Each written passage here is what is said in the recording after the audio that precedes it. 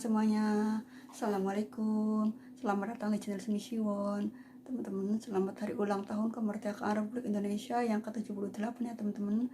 Semoga di hari ulang tahun Republik Indonesia yang ke-78 ini bangsa kita akan menjadi bangsa yang besar, makmur, rakyatnya sentosa sejahtera ya teman-teman. Dan kebetulan HUT RI tidak jauh dengan HUT Korea teman-teman.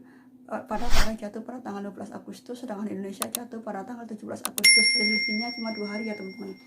Tapi kondisi Korea saat ini sedang tidak baik-baik saja teman-teman. Di beberapa hari lalu bulan Agustus ya teman-teman, di Korea sedang mengalami ancaman teror yang dikirim melalui pesan email di medsos yang isinya akan terjadi ledakan bom pada dua bandara, yaitu di Daegu dan Gimhae ya teman-teman. Kerja demi keamanan kita bersama, sehingga saya tidak bisa keluar healing karena saat ini pihak amanah sedang melakukan razia di semua tempat supaya Korea dalam kondisi aman dan baik-baik saja ya teman-teman. Makanya saya di sini akan berbagi sedikit kenapa saya memilih kerja di Korea teman-teman. Dari pertama saya mau berangkat ke Korea ya sampai tiba di sini pasti tidak pernah henti. Korea itu selalu ada aja berita-berita yang tidak enak ya teman-teman. Dulu waktu pengalaman saya mau berangkat ke Korea teman-teman, itu di situ Korea Selatan sedang terjadi hubungan memanas antara Korea Selatan dan Korea Utara ya teman-teman. Sehingga saat itu kita itu udah mau terbang apa tidak, kok Korea kondisinya kayak gini. Tapi saya yakin bahwa saya insya Allah Korea itu aman baik-baik saja, sehingga tidak mematahkan semangat saya untuk berangkat ke Korea teman-teman. Karena ada beberapa alasan kenapa saya memilih bekerja di Korea Selatan ya teman-teman. Yang pertama karena faktor ya teman-teman, saya itu ingin mengubah nasib diri ya teman-teman. Setidaknya ingin mengubah nasib, saya pengen punya masa depan yang lebih baik daripada hari ini ya teman-teman. Karena zaman dulu kan ibaratnya kan di Indonesia untuk mencari nafkah itu susah dengan gaji yang minimal. Saya pernah kerja di pabrik di Indonesia, tapi uang gaji itu tidak mencukupi untuk kebutuhan sehari-hari teman-teman. Kadang uang itu cuma habis buat makan, buat bayar kontrakan, buat transportasi, sehingga hanya bisa menabung sedikit saja teman-teman. Sehingga saya hanya satu jalannya untuk mengubah nasib, yaitu saya harus pergi ke luar negeri, yaitu di Korea Selatan teman-teman. Awalnya dari teman, saya bermain ke tempat teman, terus teman itu cerita kalau dia ingin ke Korea, katanya di Korea itu bla bla, katanya enak lah, inilah. Disitulah mulai aku penasaran. Dan anehnya ya, teman saya yang mengajak saya itu nggak terbang, malah saya yang terbang, padahal dia itu udah sending duluan teman-teman. Tapi pisahnya tuh nggak turun-turun sampai akhirnya angus, sedangkan saya udah sending turun pisahnya, dan akhirnya saya terbang di Korea sampai saat ini ya teman-teman. Itu alasannya kenapa saya memilih di Korea. Alasannya yang pertama karena saya ingin mengubah nasib diri itu ya teman-teman. Dan yang kedua karena saya tergiur dengan gaji di Korea teman-teman. Karena pada saat itu ya, awal basic kerja di Korea itu saya dikasih pemberitahuan oleh teman-teman yang udah pengalaman Korea, katanya di Korea itu gajinya sebulan 10 juta. Itu pada tahun dulu ya teman-teman. Katanya di Korea itu gaji 10 juta itu kursnya masih rendah, belum setinggi sekarang. Jadi saya itu tergiur gitu ya teman-teman. Kalau faktanya begitu saya terbang ya tidak terima segitu. Namanya orang pertama kita kerja kan nggak mungkin terima gaji sebulan full ya teman-teman. Tapi disitulah ya tetap bersyukur, setidaknya kita masih bisa menabung ya teman-teman. Itu alasan saya. Karena masalah gaji sebenarnya di Korea itu bukan masalah kita gajinya sama rata semuanya terima gaji 10 juta, tergantung jam kerja dan lemburnya ya teman-teman. Karena setiap pabrik itu punya kebijakan lembur yang tidak sama. Ada yang gajinya cuma basic doang, tidak ada lemburnya, cuma 8 jam kerja. Ada yang lemburnya ada terus, kerja di siang malam, gajinya beda lagi. Semua tergantung kepada pabriknya dan jenis kerjaan serta jam lemburnya ya teman-teman. Itu. Tapi saya tetap bersyukur walaupun mungkin pada awal saya sampai di sini tidak sampai gaji 10 juta, tapi setidaknya saya tetap mensyukuri karena dari gaji itu saya masih bisa menabung ya teman-teman. Dan yang ketiga ya teman-teman, kenapa saya ingin kerja di Korea teman-teman, karena saya itu tertarik dengan jenis job kerjanya tidak terikat waktu 24 jam ya teman-teman. Biasanya ya para TKI itu kalau kerja di luar negeri kerjanya kan kita jadi PRT di Hong Kong, Taiwan, atau mungkin ke Singapura, atau mungkin ke Arab Saudi. Di situ saya mikirnya kalau kita kerja di PRT kan waktunya tuh biasanya 24 jam, kita harus siap sedia melayani apa yang diinginkan oleh majikan ya teman-teman. Di situ saya berpikir saya ingin bekerja di luar negeri di mana jenis jobnya itu kita tidak terikat 24 jam kerja, dan saya itu punya waktu bebas untuk saya bermain atau ngapain. Makanya saya memilih ya ini di Korea teman-teman, karena jobnya kan job manufaktur. Jadi waktunya itu kita kerja misalkan 8 jam kerja, setelah 8 jam kerja selesai ya kita pulang, ya waktunya kita bebas mau ngapain, itu udah selesai tugas kita ya teman-teman. Misalkan kita 12 jam kerja, ya udah berarti kita itu 12 jam kerja aja teman-teman. Jadi di situ enaknya kerja di pabrik yang ada di Korea, kita tidak terikat waktu sampai 24 jam ya teman-teman. Jadi kita hanya menyelesaikan pekerjaan kita sesuai dengan jam kerjanya aja. Disitulah alasan saya kenapa tertarik kerja di Korea teman-teman. Dan yang keempat ya teman-teman, hukum di Korea itu tegas ya teman-teman, sehingga ketika ada suatu masalah apa gitu ya, misalkan kita melakukan tindak kriminal atau apa itu, kita laporkan ke pihak kepolisian, maka pihak polisian itu gercep teman-teman, karena sangat tegasnya itu, sehingga Korea itu tingkat kriminalitasnya sedikit teman-teman, sehingga aman. Misalkan ya teman-teman pernah belanja ke mall atau mungkin ke mana tinggal duduk di tempat halte bis, terus teman-teman kehilangan dompet atau ketinggalan handphone, misalkan teman-teman lagi di toilet yang ada di mall ya teman-teman, belanjaan teman-teman ketinggalan di Home Plus atau di mall atau di mana lah, itu barang itu tidak akan hilang teman-teman.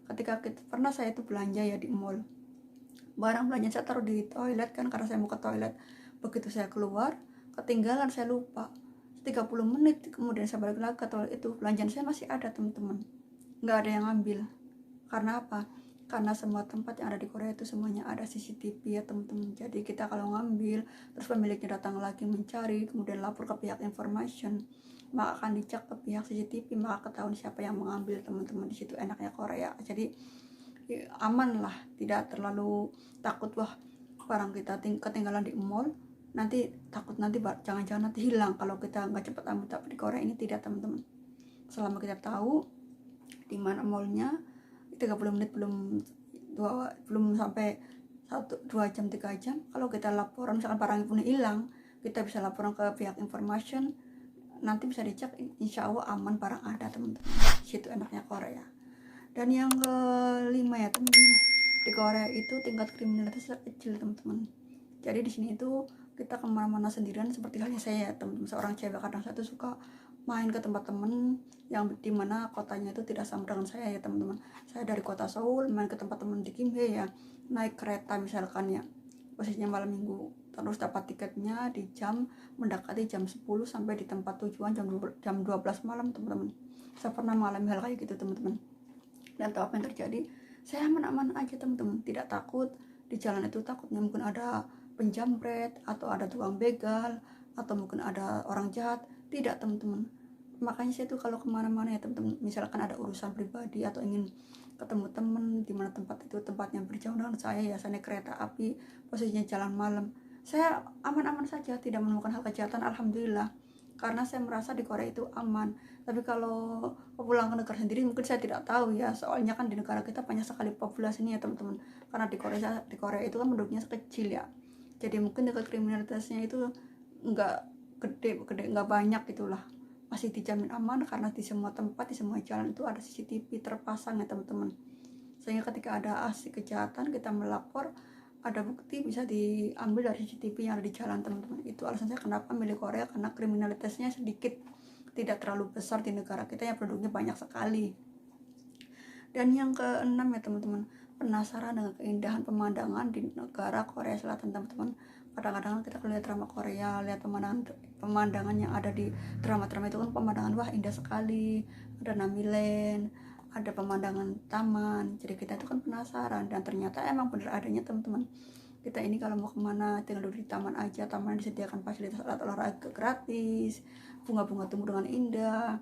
Terus kita mau main kemana tuh, khususnya tempat wisata ada di Seoul, kita mau main kemana, transportasinya mudah dengan biaya murah, sehingga kita tuh mau apa aja, misalnya kita walaupun jauh-jauh mau berwisata kemana, itu karena kota Korea itu kota negara kecil ya teman-teman. Jadi perjalanan jauh itu kalau kita naik bis rata-rata ya 2 jam gitu lah teman-teman. Kalau misalkan wah kita jalannya muter-muter ya kita naik KTX, kereta cepat, biasanya 2 jam rata-rata teman, tapi harganya sedikit mahal, tapi kan cepet dijangkau 2 jam, keretanya cepet, jadi nggak terlalu lama sampai 5 jam, enggak gitu teman-teman. Kalau kita misalkan tahu kita mau ke mana gitu, ibaratnya keretanya transportasinya di transit, jadi tempat temunya paling lamanya 2 jam 3 jam, kalaupun lama paling 4 jam.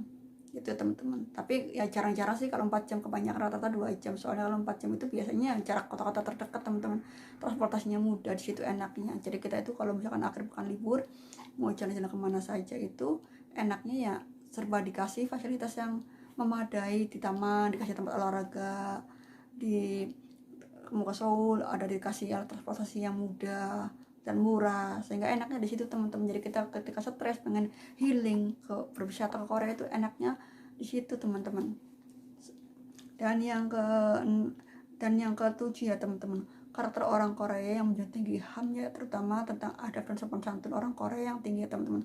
Orang Korea itu mungkin karena populasinya kecil, orang-orangnya juga tenang-tenang teman-teman, tidak ramai seperti kita ya, mungkin karena negara kita kan populasinya banyak, orangnya cerewet-cerewet sehingga kedengarannya terlalu berisik dan ramai. Tapi orang Korea tidak teman-teman, orangnya kebanyakan rata pendiam, tenang dan tertib. Dan juga orangnya kalau misalkan melakukan apa-apa itu sama orang lain itu cara berbicaranya ada sopan santunnya itu sopan sekali, cara ngomongnya ke orang lain begitu sopan. Dan di situ saya tuh kadang suka kagum pengen belajar sama orang Korea, tapi ya mungkin karena kita terlahir ya teman-teman dari adab dan negara yang berisik. Terkadang saya tuh pernah mencoba ya teman-teman, misalkan saya telepon ke rumah di Indonesia ya teman-teman, karena saya pernah dengar lihat orang Korea kalau telepon padahal di bis ya teman-teman. Kalau di bis itu kan kadang-kadang perjalanan itu kan kayak kita dengar suara angin itu berisik ya teman-teman, walaupun kita telepon sinyalnya kadang suka hilang-hilang. Saya pernah lihat orang Korea itu kalau telepon pada dalam bis teman-teman, kadang suara, kalau saya pernah praktek sendiri kalau telepon dalam bis itu suaranya kayak gemeresek, tapi lihat orang Korea ngomongnya pelan sekali teman-teman. Nah di situ saya pernah praktekkan ngomong sama orang di rumah ya teman-teman, ngomong seperti halnya orang Korea. Tapi apa yang terjadi teman-teman, orang tua saya katanya ngomong apa nggak denger, akhirnya saya kembali ke habitat awalnya. Saya harus ngomongnya harus rada keras, teriak, karena masalahnya kalau saya ngomong pakai nada yang kecil teman-teman, mungkin kan kebiasaan orang sana atau mungkin karena sinyalnya atau gimana ya, katanya suaranya kurang dengar, jadi harus ngomong harus teriak-teriak. Saya juga bingung entah karena sinyalnya atau memang karena udah kebiasaan. Mungkin kita kalau mau dengan nada yang keras sehingga kalau ngomong pelan tuh kayaknya selalu bilangnya nggak dengar, padahal saya ngeliatin ngomong yang lemah lembut. Tapi di situ di sananya yang mungkin katanya nggak dengar, dan di situlah teman-teman nggak bisa, karena kita mungkin beda, harus pelan-pelan. Di sininya mau belajar tapi di sana yang terimanya mungkin katanya nggak dengar, mungkin tergantung dari sinyal atau apa ya, banyak faktor ya teman-teman di situ. Dan yang ke 8 ya teman-teman, penasaran dengan makanan Korea yang enak teman-teman. Awal saya datang ke sini ya teman-teman, pertama saya nyicipin kimchi. Mungkin karena rasanya itu udah difermentasi beberapa lama ya, kimchi itu kan udah dibikin taruh di kulkas dalam waktu yang lama teman-teman. Itu kalau udah di kulkasin dalam waktu yang lama itu kan udah kayak gimana ya teman-teman, rasanya rada asem dan menurut saya tuh kurang enak lah gitu loh. Tapi bagi yang doyan kimchi mungkin ya enak-enak saja, karena saya kan pernah kerja di pabrik kimchi ya teman-teman. Pada saat bikin kimchi kalau masih baru itu belum dimasukkan kulkas itu rasanya enak teman-teman, tapi kalau udah dimasukkan kulkas beberapa hari di kulkas rasanya udah asem. Makanya saya kalau makan kimchi lebih enak yang masih baru dibikin tuh rasanya masih seger enak teman-teman, belum kena kecut-kecut asam lah. Tapi ada juga teman-teman makanan Korea yang masih enak seperti kalbitang, yukejang, hejangguk, itu bibimbap.